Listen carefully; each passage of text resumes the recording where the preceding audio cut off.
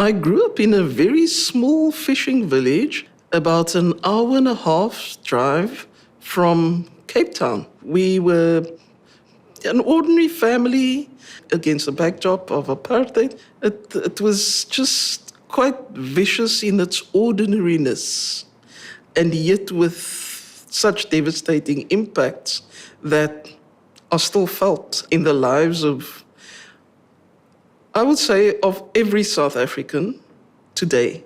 I think it took me a while to really experience a concrete sense of anger or marginalisation in relation to gender, because through school there were very strong messages of girls can do anything. The biggest shock for me was coming out from high school, and I moved into a residential college.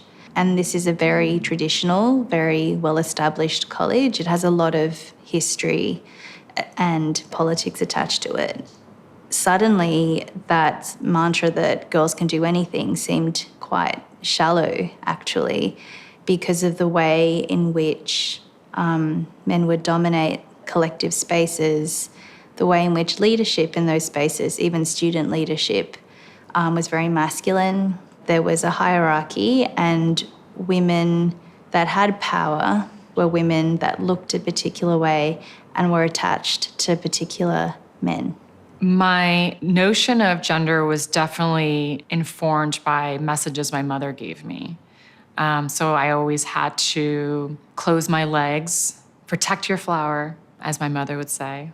And it was also really informed by how my mom read white girls and women. She would say, you don't want to wear a tampon because you don't want to be like those white girls, which meant you're going to break your hymen and not be a virgin like those white girls.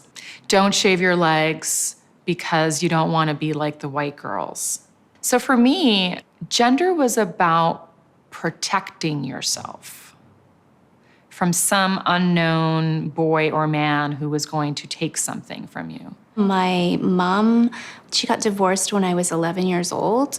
It was really symbolically important in terms of my feminism. She sort of showed me, you can survive on your own, you can get out of a difficult situation. And she was quite a lot older, so it wasn't an easy transition for her. That action of my mom empowering herself and removing herself from a difficult situation, that was life-defining in terms of me understanding that women don't have to stay in a patriarchal institution. They can get out of that. It's really, really important for women and girls to be able to financially support themselves, whatever circumstance, because you don't know what's going to happen. My consciousness of structural impositions really developed when I was at university, because I think what was so overwhelming and restrictive was race, literally having to run from cops because cops would just shoot with live ammunition, no warning. So those kinds of issues were primary. It's really when I went to university that I became more aware of the theorization around race and gender and how it's a structural set of arrangements rather than a lived experience of nastiness. An increasing consciousness of gender precisely because I was seeing how fighting from a perspective of racism in many ways privileged men and masculinities and put women on the back foot. Being a senior in high school and reading James Joyce's Portrait of the Artist as a young man. He's writing poetry, he's hiding under the covers, he then rejects the church, he goes to university, he wants to be a writer, and I thought, I want to be Stephen Dedalus from Portrait of the Artist as a young man. But why?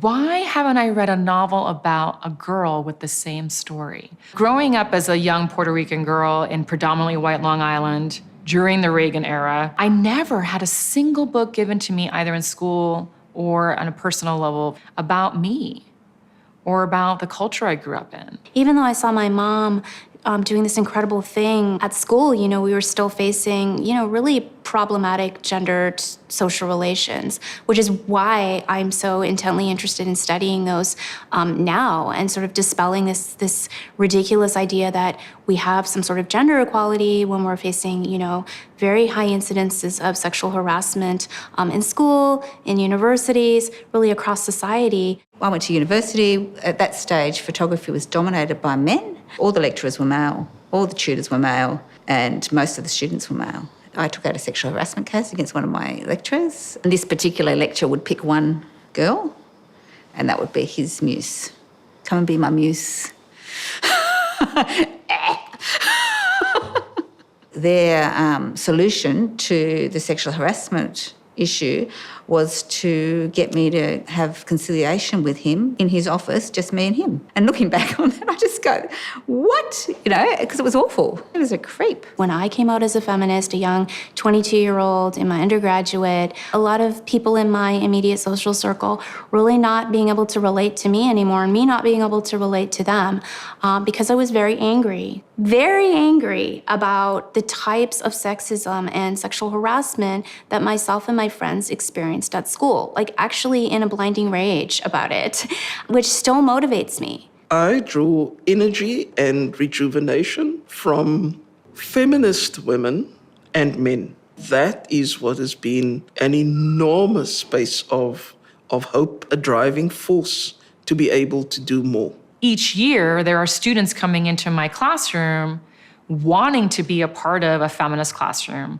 wanting to engage with a teacher who is committed to feminist pedagogy, wanting to do not just what's in the classroom, but to spill out of it and do activism beyond the classroom. That's what gives me hope. You live your feminism. You don't take a test on it.